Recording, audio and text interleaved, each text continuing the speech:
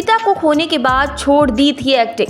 संजय मिश्रा ने गुजारे के लिए होटल में किया काम। फिल्म ऑल द बेस्ट से की दमदार वापसी। हर कहानी का हीरो शाहरुख खान नहीं होता। कभी कभी आपकी तरह मेरी तरह एक आम इंसान भी अपनी कहानी का हीरो होता है। ये सिर्फ संजय मिश्रा के फिल्म के डायलॉग नहीं, उनकी जिंदगी की कहानी बयां करते कुछ शब्द भी हैं। आज की स्ट्रगल स्टोरी में अपनी कहानी सुना रहे हैं संजय मिश्रा। वैसे तो संजय किसी इंट्रोडक्शन के मोहताज नहीं है, लेकिन हर कोई उन्हें ऑफिस के शुक्ला के तौर पर जानता है, तो कोई धमाल के बाबू भाई के तौर पर और कोई आंखों देखी के राजेश बाबूजी के रूप में। जब दैनिक भास्कर की टीम स्ट्रगल स्टोरी के लिए संजय मिश्रा से बात करने पहुंची तो दोपहर का वक्त हो रहा था। उनकी भाषा में कहें तो वो पूरा माहौल बनाकर बैठे थे। उन्होंने बातचीत की शुरुआत में ही कहा, देख तू ज्यादा इमोशनल बातें मत करना, मैं तुझे जानता हूँ। मैंने कहा, आप लोगों को इंस्पायर करते हो, आपकी कहानी आपके बचपन से शुरू करते हैं। जब संजय जी ने देखा कि अब उनके हिसाब का माहौल बन गया है तो अपने संघर्ष की कहानी बताने लगे।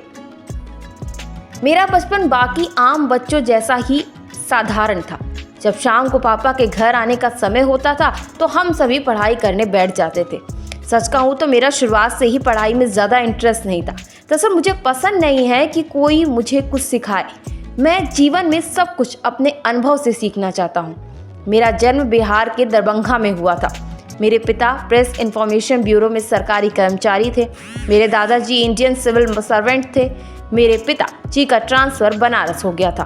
मैंने वहाँ के केंद्रीय विद्यालय BHU से अपनी प्राइमरी शिक्षा की शुरुआत की थी।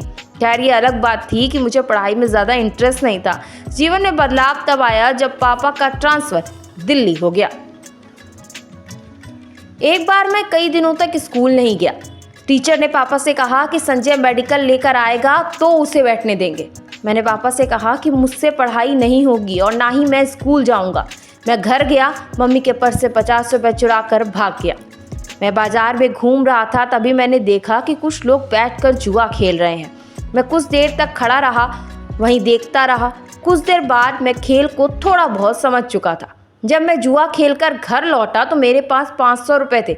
मेरे पापा ने आकर मुझसे कहा, संजय जब इतना दिमाग है तो 10वीं भी पास कर लो। एक दिन पापा बहुत उदास बैठे थे। उनके ऑफिस के एक दोस्त मनोहर श्याम जोशी ने पापा से कहा, शंभू क्यों उदास बैठे हो? पापा ने कहा, संजय को लेकर परेशान हूँ। सब कुछ बहुत अच्छा है लेकिन वो पढ़ाई नहीं करना चाहता। मनोहर श्याम जोशी ने मेरी कुंडली देखी और पापा से बोला, उसे कहाँ फंसा रहे हो? इसी शास्त्री भवन में नालायक चपरासी बनकर रह जाएगा। भरोसा रखो, एक दिन तुम इसके नाम से जाने जाओगे। बाद में पापा समझ गए थे कि मैं पढ़ाई तो नहीं कर पाऊंगा।